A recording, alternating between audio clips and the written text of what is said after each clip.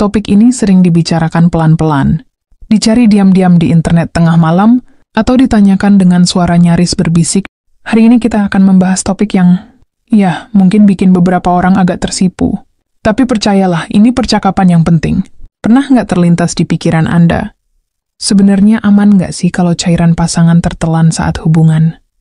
Assalamualaikum warahmatullahi wabarakatuh. Semoga sahabat dalam lindungan Allah diberikan kesehatan yang sempurna, rezeki yang lapang, keluarga yang harmonis, kebahagiaan yang tidak pernah putus. Saya doakan pula, segala doa dan cita-cita sahabatku semua segera Allah kabulkan dalam waktu dekat. Amin ya robbal alamin. Jangan kemana-mana, yuk kita bahas lebih detail. Atau mungkin Anda pernah bertanya-tanya soal rasa, aroma, atau apakah itu normal dan sehat? Pertanyaan-pertanyaan seperti ini nyata adanya. Mereka bisa memengaruhi kepercayaan diri, kedekatan, bahkan rasa nyaman dalam hubungan. Dan faktanya, banyak pria belum tahu penjelasan ilmiahnya. Sebelum kita mulai lebih dalam, saya ingin tahu, Anda sedang menonton dari mana hari ini? Tulis di kolom komentar. Saya senang sekali melihat banyak pria dari berbagai daerah belajar bersama tentang hal-hal penting seperti ini. Yuk, kita lanjut berikutnya, yang mungkin akan mengejutkan kamu. Hal pertama yang perlu Anda tahu adalah ini. Cairan kewanitaan bukan sesuatu yang kotor atau berbahaya. Pada pasangan yang sehat, cairan itu pada dasarnya aman. Tubuh wanita justru merancangnya dengan cermat untuk melindungi jaringan halus, mencegah infeksi, dan membuat hubungan lebih nyaman serta menyenangkan. Namun banyak pria masih punya ketakutan diam-diam dan bertanya-tanya seperti, aman enggak ya? Kenapa aromanya berubah? Atau ada sesuatu yang salah? Nah, sekarang kita luruskan. Karena begitu Anda memahami biologi di baliknya, Anda akan melihat bahwa hal yang selama ini dianggap tabu sebenarnya adalah keajaiban alami tubuh manusia. Siap untuk lanjut? Yuk, simak poin berikutnya.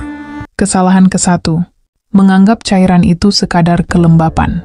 Banyak yang berpikir begitu, padahal salah besar. Cairan kewanitaan adalah hasil kerja luar biasa tubuh. Kelenjar di sekitar area intim menghasilkan cairan lembut untuk mengurangi gesekan.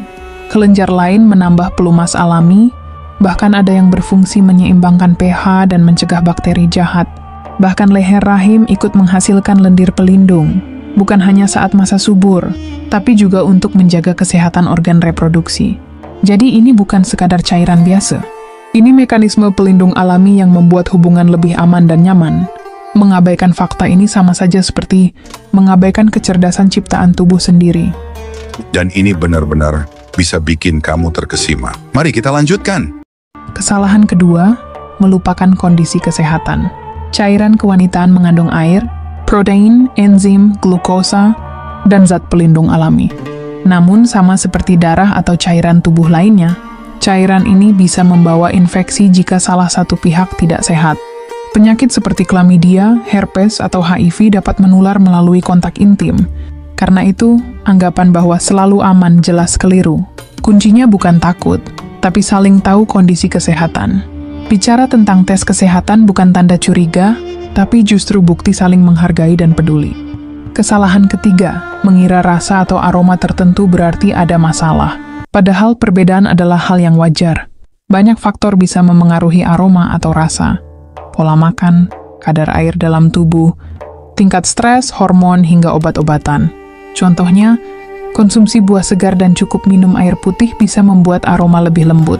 Sementara kopi, alkohol, atau bawang putih bisa menambah aroma yang lebih kuat.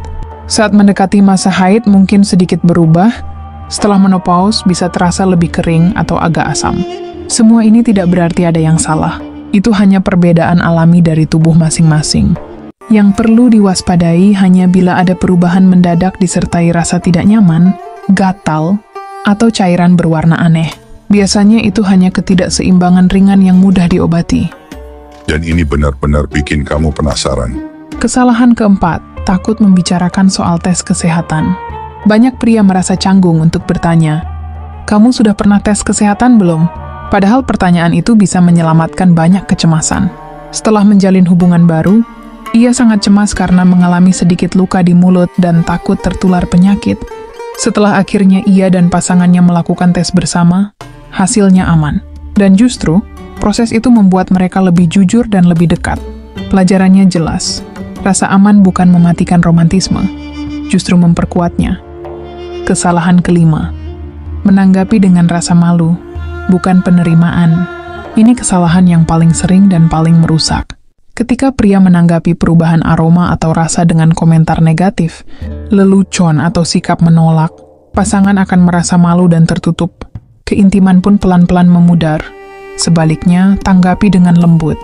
Ajak mandi bersama dengan santai, saling bantu menjaga kebersihan, atau sekadar mengingatkan untuk banyak minum air putih. Buat itu menjadi kerjasama pasangan, bukan penilaian. Karena ketika seorang wanita merasa diterima sepenuhnya, kepercayaan dan kenyamanannya meningkat, dan itulah yang justru membuat hubungan semakin dalam dan hangat.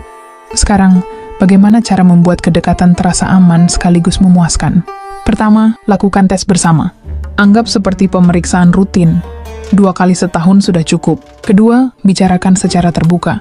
Normalisasi percakapan soal kenyamanan, aroma, atau kesehatan. Ketiga, rayakan penerimaan. Karena rasa aman dan penerimaan justru memperkuat gairah serta keintiman. Jadi, apakah menelan cairan pasangan aman bagi pasangan yang sehat? Ya, aman. Apakah perbedaan aroma atau rasa itu normal? Tentu saja. Kuncinya bukan di biologi semata, tapi di komunikasi, rasa saling percaya, dan kasih sayang. Keempat, jaga kebersihan dan gaya hidup. Minum cukup air, makan sehat, dan mandi sebelum berhubungan. Kelima, bersikap lembut dan penuh empati. Jika ada perubahan, hadapi sebagai tim, bukan masalah salah satu pihak. Dengarkan baik-baik. Anda tidak pernah terlalu tua untuk menikmati keintiman. Gairah tidak pensiun. Kepercayaan tidak memiliki tanggal kedaluarsa. Dan cinta, ketika dijaga dengan bijak, akan selalu bertumbuh. Kalau selama ini Anda punya kekhawatiran soal hal ini, lepaskan. Anda tidak sendiri. Dan ketika kita belajar memahami, menghargai, serta menerima pasangan dengan tulus, yang kita jaga bukan cuma kesehatan, tapi juga hubungan dan kebahagiaan. Jadi jika Anda merasa video ini bermanfaat, klik tombol suka agar lebih banyak pria bisa belajar hal penting ini. Jangan lupa subscribe. Tuliskan juga di komentar Anda menonton dari mana hari ini. Kesehatan adalah kepercayaan diri Anda. Kepercayaan diri adalah jembatan ke kedekatan. Dan kedekatan sejati tidak mengenal usia. Sampai jumpa di video berikutnya, teman-teman. Jaga diri, jaga pasangan, dan tetap bahagia.